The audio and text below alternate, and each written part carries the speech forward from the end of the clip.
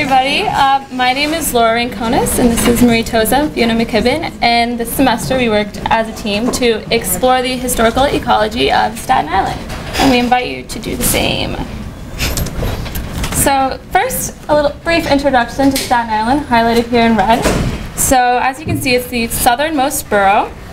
It is the third largest borough in area, and it's also the least densely populated, so at a population of 440,000 people. So to kind of situate ourselves, we got New Jersey to the west of Staten Island, Raritan Bay to the east, and Staten Island is also separated from New Jersey by two tidal straits, Kill Van Kull to the north and Arthur Kill to the west. And two areas of interest that we'll be discussing shortly are fresh kills and great kills, which were historically wetlands. So why is historical ecology important? Well, historical ecology is important for urban sustainability because it allows us to reconstruct the ecological landscape of the past. And as we try to develop a more sustainable and ecological friendly future, it's important to understand this past. And it also kind of helps us reconceptualize our place within nature.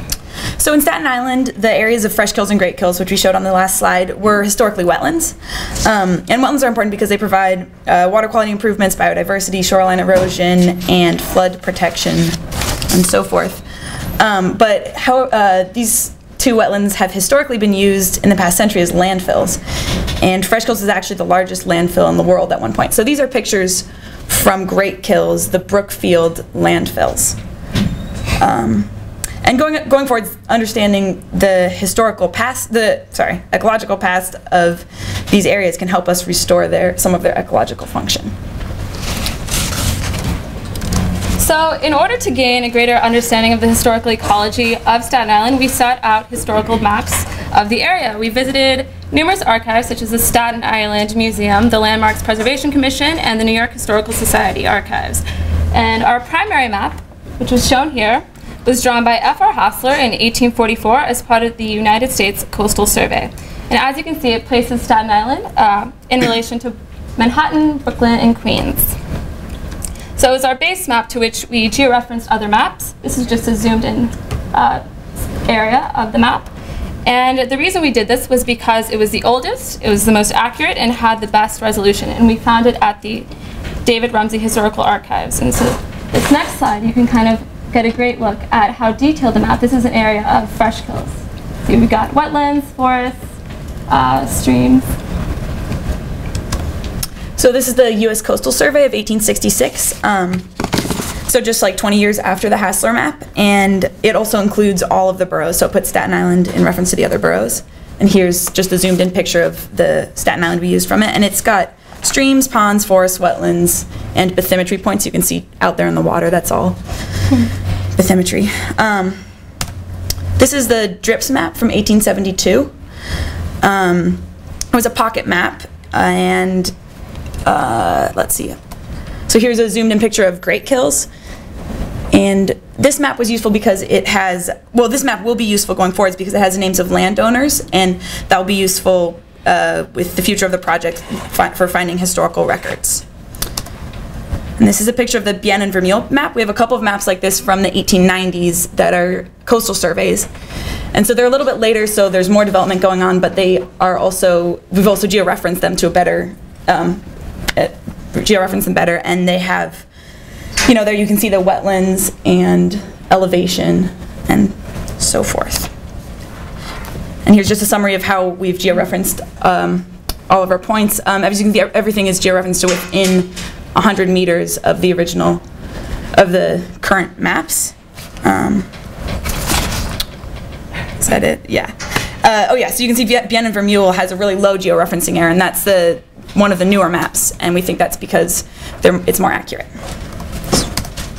Okay, so after georeferencing all of our maps, we digitized all of the features. So we took all the shoreline, beaches, forests, and so on.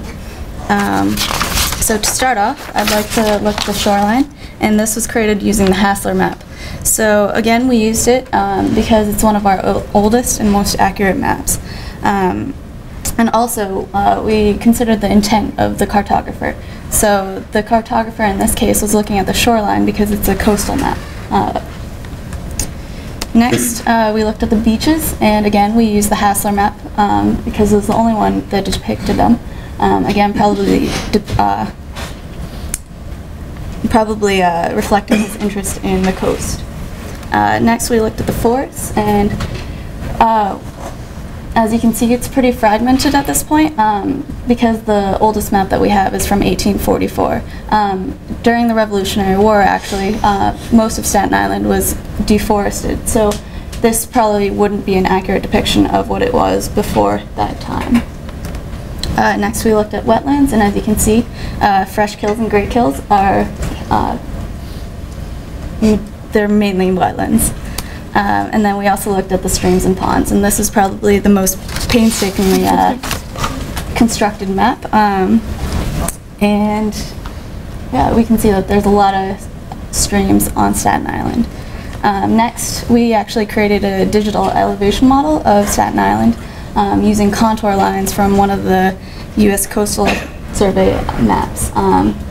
And we did this using an interpolation mechanism on the program. So we created this digital elevation model. So the darker areas are the higher levels, and the lighter areas are closer to the shoreline. As you can see, this is the terminal moraine, meaning that this is the area created by the last glaciation. So these are areas in which deposits were from the glaciation was put. And then we looked at the slopes, and as you can see again, the terminal moraine, the steeper slopes are the darker areas, and you can see that. And so overlaying a couple of these features, we can see that the elevation fits in nicely with the streams and the hydrological features of this area.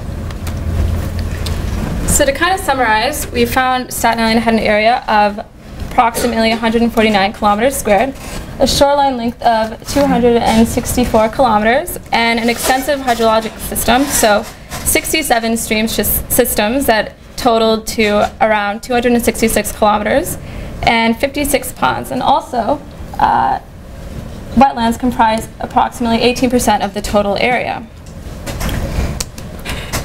So while we were able to create kind of a beautiful synthesized map of Staten Island, there are some areas in which we could have encountered errors. So to begin, we have map inaccuracy. We've got to kind of take into account who the cartographer was and what the purpose of the map was. So while Hassler had a great shoreline because of his interest, because it was a coastal survey, excuse me, were his streams perhaps as accurate as they could have been? That's, I guess, a question that we need to ask ourselves going forward.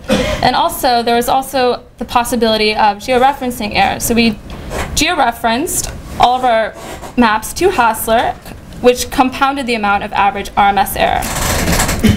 Another thing to take into consideration were the limited resources. We only looked at 6 maps, so going forward, we should also try to find a larger range of maps because we were limited temporally speaking. So we only had maps from 1844 to 1894.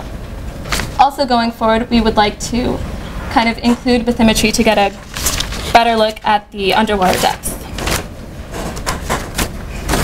So this is the synthesized map. Yeah, doesn't it look good? And then this is what it looks like today. And so, yeah, as you can see, fresh kills and great kills definitely don't have as much wetland as they historically had. On the other hand, Staten Island does now still have a lot of green space. And I think that's because it's one of the more suburban boroughs.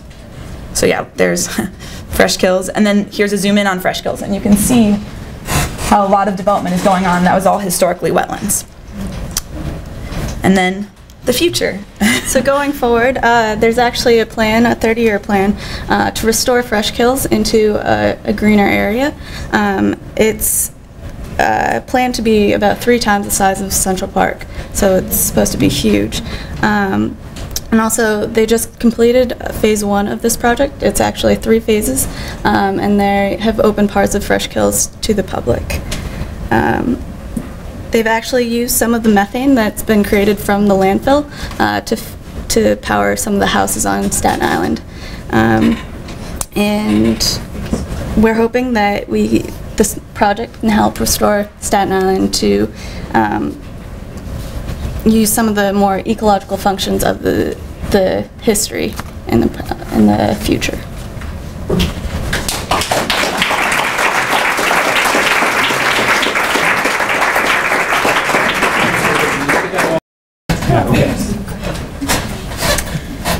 So as was already discussed a bit, we have two main charges for this capstone. One is to create a set of policy recommendations that are realistically, but again aspirationally, to be adopted by the New York City government, and also to create a campaign and toolkit in order to affect behavior change as the overall goal, with reducing consumption of animal-based products in New York City. So animal-based foods in general refer to dairy, meat, and poultry products, with eggs in a lesser degree, because there has been some research that has shown that eggs have a higher greenhouse gas emissions footprint, but overall climate footprint has been lower. So cool foods in that sense are those that have lower greenhouse gas emissions than animal-based products, and those include vegetables, legumes, and grains.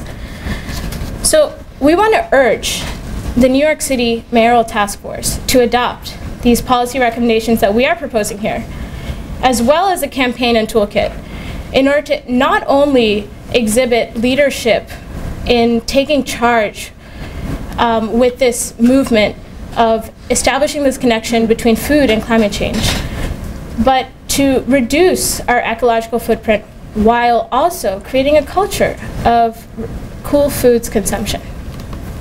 So the connection between livestock-based foods and climate change isn't always immediately obvious, but if we look at the resource demand that is required for livestock-based foods and compare that to the resource demand required for plant-based foods, it starts to make a little bit more sense. So these slides here have been adapted from data that Gidon Eshel, who's a climate scientist at Bard College, has compiled.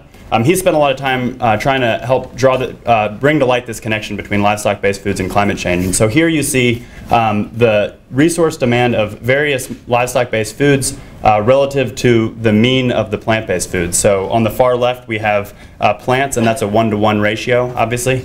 And then going across to the right we have beef, poultry, pork, dairy, and eggs. Over here on the left is the greenhouse gases associated with those various foods, and then on the right is the water demand associated with those foods. So greenhouse gases kind of makes the most sense when we think of climate change. We think of greenhouse gases, that's what's actually causing climate change. But water is also an important consideration. By 2025, it's estimated that 2/3 of the global population will be living in water scarcity. And anytime that we're using more and more resources, use of those resources requires energy. Now, historically and currently, that's been found in the form of fossil fuels. So any kind of added resource use is essentially going to contribute more to greenhouse gas emissions. Going forward, we see also that these other foods, these livestock-based foods, require drastically more land to produce than do the plant-based foods. And they also require other forms of resource demands, such as nitrogen. Again, all of these added resources are going to be found, utilized, extracted, shipped using, at least currently, fossil fuels. So they all kind of contribute to the greenhouse gases associated with these various foodstuffs.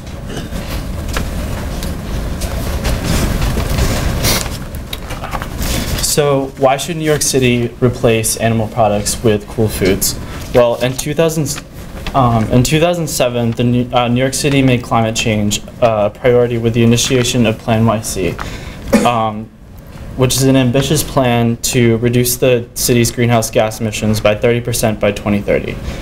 Very recently, the city has incorporated food into the most recent update of Plan YC, thereby acknowledging the significance of food and the necessity of including issues surrounding food in its efforts to reduce greenhouse gas emissions. However, the issue of animal products was not mentioned in this food section in Plan YC, and therefore, given the 18% of global greenhouse gas emissions come from the livestock sector, more needs to be done on the subtopic of food. Reducing animal products in New York City could significantly reduce the city's carbon footprint, and doing so will secure New York City's place among other innovative cities such as San Francisco and Ghent in Belgium which have taken similar actions and remained in sync with recent findings on sources of global greenhouse gas emissions. As New York City is a global city, it must remain a global leader in addressing environmental issues by making these changes. So there have been multiple efforts by municipal leaders in New York City to improve the food system, which address various issues of public health, food access, and sustainability within the food system. And these reports include Scott Stringer's Food NYC report, Christine Quinn's FoodWorks report, and Bill de Blasio, the food permit resolution, which was introduced but was actually not voted on, which was introduced by Bill de Blasio when he was a council member, a city council member. And however, in these reports, changes regarding animal products were either not mentioned or were recommended but were not effectively implemented. In efforts to improve the New York City food system, the issues of animal products must be taken into account, not just to address climate change and other environmental issues which affect the food system, but also to address issues of public health and food access that are inherent in the food system. And I'm Andrew Bablock, and this is Carrie Weiss, Megan McGowan, and Emily Gilbert, and we are the group who is focused on determining policy solutions to replace animal products with cool foods and thereby reduce the greenhouse gas emissions associated with animal products. All right. So in line with the mayor's Plan YC goals of reducing greenhouse gas emissions that originate and are associated with New York energy production by 30% by the year 2030, we have developed the long-term goal of reducing the greenhouse gas emissions associated with animal product consumption by 30% by 2030 as well. And we've taken sort of a three-faceted approach to developing our policy measures. So all of our policies can fit into one of these three categories. The first category is the development of a Cool Food Systems Assessment, or a CFSA, which will attempt to develop a baseline measure of animal product consumption in New York City and the associated greenhouse gas emissions with that consumption. The second set of measures are aimed at improving access to cool foods, plant-based foods in low-income communities where access is often limited by either monetary or geographic restrictions. And the third set of measures aims to facilitate change in our food consumption through educational institutions and programs, meaning we would like to change the sourcing of food for public schools and for after-school programs, all while educating on the importance of a largely plant-based cool foods diet. So we're nowhere if we have no idea what we're eating in New York City. The first set of policy measures that we propose are the development of the Cool Food Systems Assessment and the Cool Food Systems Assessment Task Force, which will aim to develop a baseline measurement of the greenhouse gas emissions associated with animal product consumption in New York City. It's more complicated than you might think. Our food comes from many different places, and it's even if we know where it comes from, it's been difficult, and many people are working on it, but it's been difficult to determine what greenhouse gas emissions are associated with different foods produced in different places. This task force will be an interdisciplinary task force. It'll be made up of city agency officials. It'll be made up of professionals in food sourcing, supermarket owners, restaurateurs, professionals from Hunts Point, as well as other community organizers that are concerned with food issues, food justice, and maybe even health. They will aim to identify opportunities within New York City where animal product consumption can be greatly reduced and replaced with a large cool foods consumption. In addition, these policies that they recommend will aim to be efficient and cost-effective, such that they will be easily and justifiably picked up by the mayor's initiative and be easy to implement. So we've decided to focus primarily on low-income communities. There are many SNAP beneficiaries in the New York City population. SNAP means Supplemental Nutrition Assistance Program and is basically a food stamp program. We plan to try to influence local management of electronic transfer benefits, the actual cards that people use for food stamps to redeem them. There are also a large number of community organizations in low-income communities that can be a jumping off point for explaining to them the concept of cool foods and how they can influence their local decision makers as to how to keep cool foods in their communities. There's also an issue of justice. There's a role of structural constraints in food deserts, which lead to health and societal implications, as well as have a huge connection to climate change. The health and societal implications of food deserts can be immense, both for the individual and the community. Currently, 3 million New York City residents live in areas that are constituted as food deserts, and some health implications of food deserts include obesity, obesity-related diseases such as diabetes and heart disease, learning and developmental deficiencies later in life, and then in connection with that, 700,000 New Yorkers, or about 8% of the population, currently suffer from diabetes. However, in East and Central Harlem, well-documented food deserts, rates of diabetes have risen to 12% and 13% respectively. And then in addition to this, we can see that last year, New York State spent $6.1 billion on obesity-related illnesses, so we can see that the costs are tangible.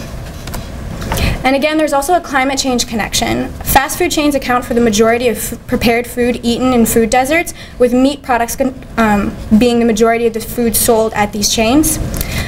In addition to this, McDonald's is also the #1 purchaser of beef and pork products worldwide, and the second purchaser of poultry products worldwide. And then in a study conducted by Stockholm University that took data that was provided by The Economist, we found that Americans, if the entire population of the United States ate 50 hamburgers each year, or about 1 hamburger per week, this could potentially release 65,250,000 metric tons of atmospheric CO2 annually. So we have 5 proposed policy initiatives to reduce food deserts in New York City. The first one includes increasing farmers markets that accept SNAP and WIC benefits. We also propose increasing community-supported agriculture, which is a cooperation between a farmer and a consumer, where the consumer pays upfront for a season's worth of produce. This way, the farmer is able to cover their upfront costs, and the consumer gets a season's worth of produce. We also propose the expansion of the Healthy Foods and Healthy Communities Fund, as well as the expansion of the Food Retail Expansion to Support Health Initiative. These are both initiatives that have been trying to put supermarkets into low-income communities. We also propose the expansion of the New York City Green Cart program. Green carts are mobile produce carts. And also, we propose the initiation of the Farmers Market Cool Nutrition Pilot, which will incentivize the purchase of plant-based products while de-incentivizing the purchase of animal-based products monetarily. So, as a supplement to our focus on low-income communities, we propose changes to educational institutions and programs. As we see, well, more specifically, New York City Public Schools and the Afterschool program, as we see these as having the potential to influence a large number of people of diverse backgrounds. So, there are 1.1 million students in New York City Public Schools, and just over 640,000 students who participate in the after-school program. And therefore, changes to public schools or the after-school program have the potential to influence the eating habits and therefore the health of a large number of these school children. In addition, there are potential positive effects on public health on a large scale, as cool foods are strongly correlated with being mostly healthy foods. In the public sector, we recommend the facilitation of advocacy by parents, teachers, students, and administrators for cool foods in schools. To accomplish this, we recommend that wellness committees, which are an extension of parent-teachers associations, be made mandatory for each parent-teachers association and therefore for each New York City public school. We also recommend that school food partnerships, the school food partnership meetings, be made more accessible and convenient to these parties who have a stake in New York City schools. Furthermore, in order to educate parents about the link between animal products and the link between animal products and climate change, we recommend, as part of our initiative, to form alliances with various nonprofit organizations, including those under the New York City Foodprint Alliance, in the Foodprint Resolution, to create a network to spread knowledge about the benefits of choosing cool foods over animal products. We also recommend that cost-effective changes be made to the Department of Education procurement policy, which will be in accordance with the findings of the previously mentioned Cool Food Systems Assessment. And also, in the most recent update of Plan YC, under the solid waste section, there was one recommended change that procurement policy be edited to reduce solid waste. So this is one potential entry point where food procurement could be changed. Given the constraints currently facing New York City procurement and Department of Education policy, there's a strong potential for after-school programs to play a powerful role in raising community awareness and also having positive impacts on the communities with whom we're trying to reach. Currently, 56% of New York City's children come from low-income communities, and studies have shown that low-income children would benefit significantly from increased after-school presence with increased adult supervision, safe, structured environments, and academic help. Additionally, a survey conducted by the New York State After-School Network found that if there were enough after-school programs to meet current demand, we could potentially put 57% of New York's K-12 population in after-school programs. And then in discussing the procurement issues that face DOE, procurement and after-school programs is very much less constrained. They have to adhere to USDA nutritional policy, and there is no set list of vendors, unlike the DOE procurement policy. So we could potentially choose vendors who are practicing and promoting environmentally sustainable education, and also choosing their food coming from environmentally sustainable sources.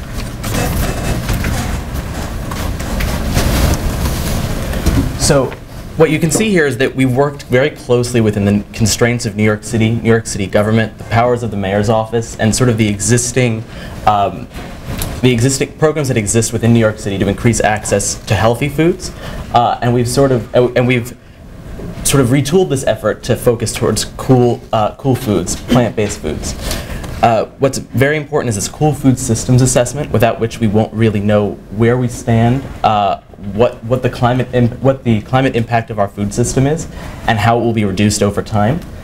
We've also aimed to increase monetary and geographic access to plant-based foods in low-income communities, both by reducing the size of food deserts, but also through monetary incentivization of the purchase of plant-based foods over animal-based products.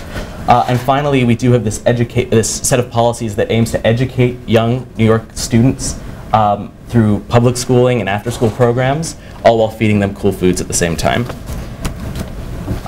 In addition to our policy proposals, we have a few proposals that can be adopted more immediately by the mayor's office. Firstly, the mayor, similar to what he's done for the Plan YC launch in 2007 on Earth Day and the Plan YC 2011 relaunch, the mayor's office should hold a large press event, sort of to gain excitement, to heighten excitement in New York City about adopting a cool foods diet and reducing animal product consumption. Furthermore, the mayor's office should release redrafted mandatory nutrition standards. So the mayor's office, in concert with the Department of Health and Mental Hygiene, has put out standards for feeding employees and guests within municipal facilities, so at meetings and other events. These standards should be redrafted so that they account for cool food consumption. They reduce animal product-based foods and increase the amount of cool foods served. The mayor's office should revise the mayoral challenge for 2017. So, in accordance with Plan YC, municipal buildings will aim to have a 30% reduction in greenhouse gas emissions by 2017 rather than 2030. We believe that this challenge should be adopted in the terms of animal product consumption by those same New York institutions, educational institutions, colleges and universities that have adopted the mayoral challenge. Finally, the mayor's office should establish the Eating for the Green Apple campaign office, which will be in charge of developing and dispersing resource materials on this issue and maintaining this effort over the long term.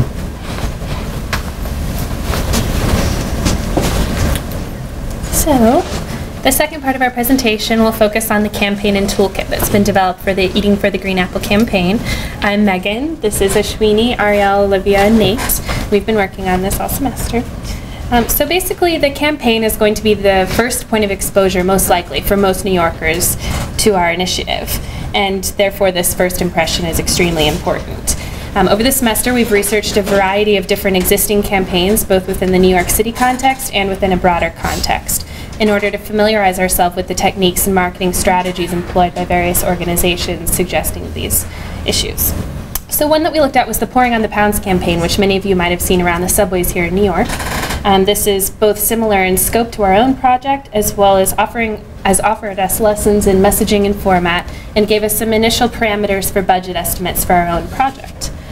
This is known for its visceral images that evoke an immediate reaction from the viewer, that hopefully then prompt them to check out the website to develop more information. Meat, as it is a very touchy subject for many different cultural demographics, and we did recognize that when we were developing this campaign. So instead of playing on specific cultural demographics or narrowing in that format, we decided to play on those deep values, right? Community, ethics, responsibility. Those kind of values that are largely accepted by all sorts of demographics. And another precedent that we did look at was the London Healthy and Sustainable Food Report, which had two iterations. One, which was just the mayor's strategy, and then the other, which was the implementation strategy specifically designed to create a set of actions for individuals and communities to take on, which is very similar to what we're trying to do. So that gave us a framework to operate under with food systems, although we did have to narrow down and focus specifically on animal-based products. Question. Did you know that in terms of global warming, addressing global warming, driving a Hummer is actually better for the environment than eating meat? That's a pretty startling fact, and people don't usually know that. So the point of our toolkit is to make New Yorkers aware of the role their diet has on the climate and to give them simple actions they can take to reduce their impact.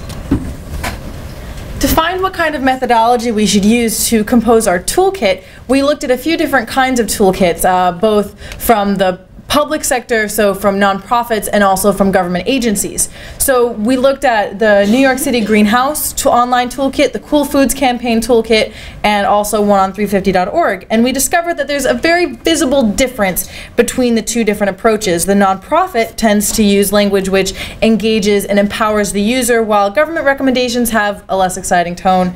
Neither type of toolkit tended to have specific actions that individuals can use to combat the issue at hand. So we wanted to provide specific guiding actions that we hope people will be more likely to take on, so that they become more involved in the campaign and involve their communities. And using the research, we've developed a toolkit that engages the citizen in a direct and personal way, while also maintaining the tone of authority that is expected from a government document. Now, to just take one more moment to reiterate the purpose and audience of our campaign and toolkit. This is targeted towards all citizens of New York City. It's meant to be inclusive rather than exclusive. The purpose is to encourage behavioral change. We want to increase consumption of cool foods while decreasing consumption of animal-based products. And finally, our campaign and toolkit are both supported by the policy measures designed with the same objectives in mind. With that being said, we've developed a three-faceted approach, the first being poster-based awareness and distribution, which would be displayed in subways, bus stops, and buses. Also, we're seeking to develop partnerships with grocery stores in the local area, as well as a campaign website, all meant to educate and inspire behavioral change. So these are some of the poster prototypes that we have developed. They feature a person intended to represent a typical New Yorker, as well as a fact that stresses this relationship between climate change and animal-based product consumption. Now, we purposely did not depict any particular specific food on the plates so that we're not vilifying any hamburger or specific product. But and also at the bottom, you'll see the live link to our website, which is up and running at the moment. And you'll also notice the posters around the room, near the food stations and also on our podium. So the other distribution tactic that we did adopt is developing partnerships with grocery stores around the city. And the purpose of this is so that you would have the campaign poster and a pamphlet of the toolkit, in addition to a flyer of some sort that has on the top of it, what kind of cool foods do I want to see in this grocery store? So the consumer who walks into the store is able to interact with that flyer. And that produces three main benefits. One, it allows for the consumer to tell their grocery store manager what exactly they want to see in that store. Two, it allows for the grocery store manager to know what their consumers want. And three, and perhaps most importantly for us, is that it provides quantitative data in that we are able to see how many people have interacted with the campaign, and qualitative data in that we are able to see what kinds of cool foods the people in these specific demographics desire. Okay. And the final part of the campaign will feature the website, and here's the home page. We seek to establish an information portal here with a lot more elaboration upon these issues, as well as an interactive platform. We really want to foster this online community where visitors can contribute to blog posts, submit brief videos of why they consume cool foods, as well as contribute to future cool foods recipes. It's also another way that we can track the number of visitors and hits and see who's interacting with our campaign. Here's a screenshot of the additional resources page of the website that will feature a more in-depth fact list relating to these same issues, as well as a list of books, reports, similar organizations, and a list of documentaries for further exploration into these issues. And finally, here's a screenshot of the Cool Foods Recipe Index. This is meant to be eye-catching and appealing. It's in a food blog style format to really motivate people to start cooking, which is another huge part of this campaign. It's going to feature vegetarian and vegan recipes that are actively linked to their original source. It'll also have an abbreviated part of the toolkit, which is the 8 actions for an empowered New Yorker, as well as a shopping guide, meal plan substitutions, an event calendar for community gatherings, and a downloadable PDF version of the Eating for the Green Apple toolkit. So the toolkit, as you can see here, supplements the Eating for the Green Apple campaign by giving individuals specific actions that they can do to reduce their meat consumptions, thus reducing their contribution to climate change. Throughout the toolkit, we refer to non-animal derived foods such as vegetables and legumes as cool foods, as we do in the campaign, to draw attention to the fact that these foods contribute less to climate change than animal derived foods. It's a catchy way to tell the user that the toolkit that they can eat foods that have less of an impact on climate change.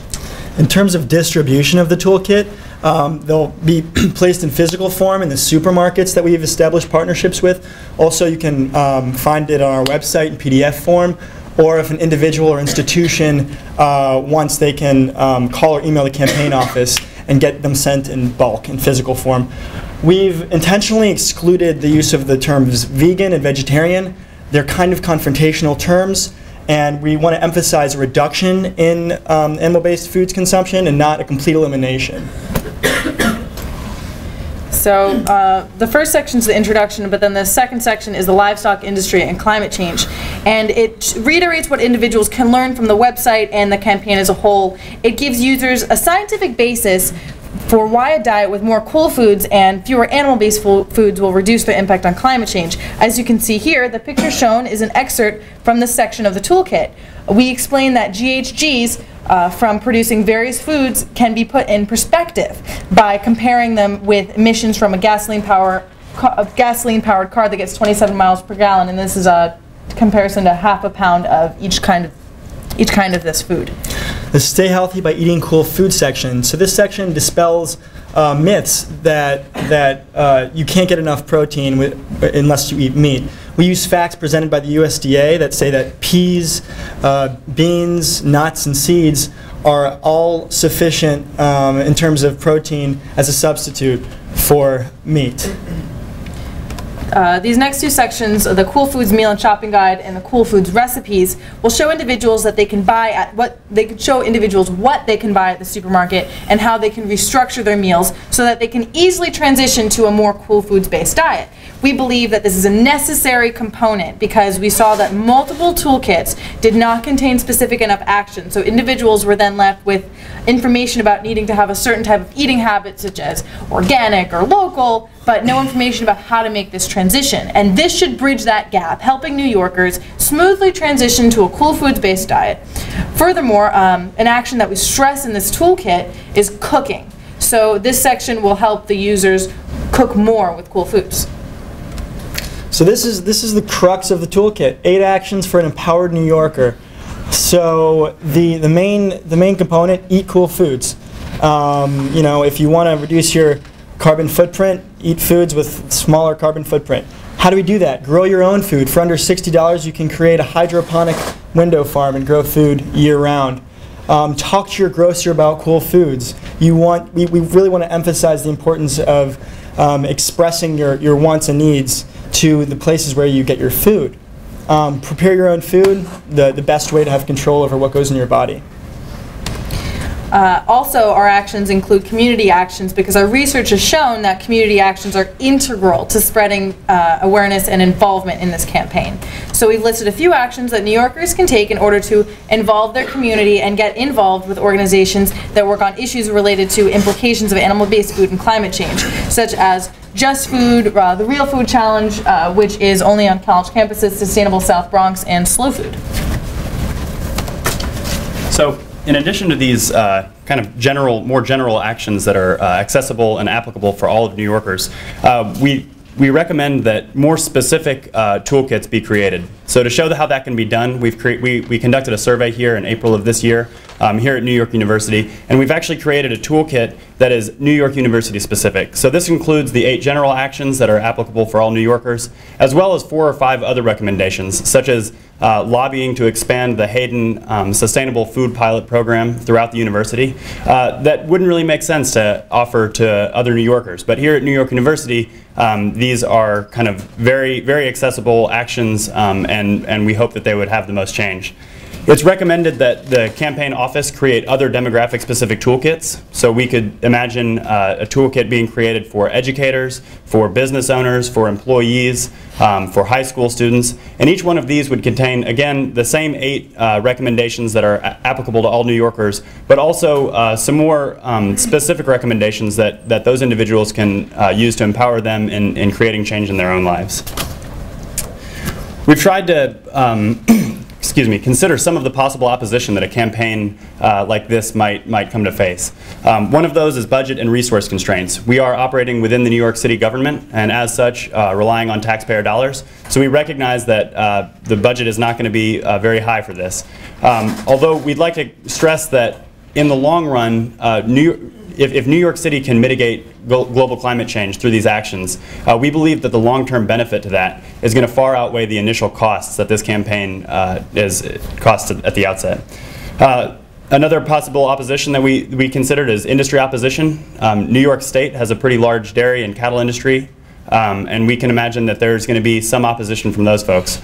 However, again, because we're only stressing a reduction and not a total elimination of livestock-based foods, we believe that the industry can actually handle a slight reduction in their industry, and so we hope to kind of surpass that obstacle as well. Finally, we recognize that there are legal constraints. We are talking about using city policies to influence the procurement of foodstuffs in various organizations and institutions, and that is not something that's easily done.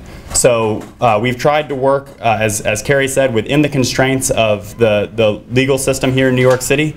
And another reason why, that's a pretty big reason why we're staying within after-school programs and within public schools, is to try to work within that framework and hopefully kind of mitigate the legal constraints that are facing us.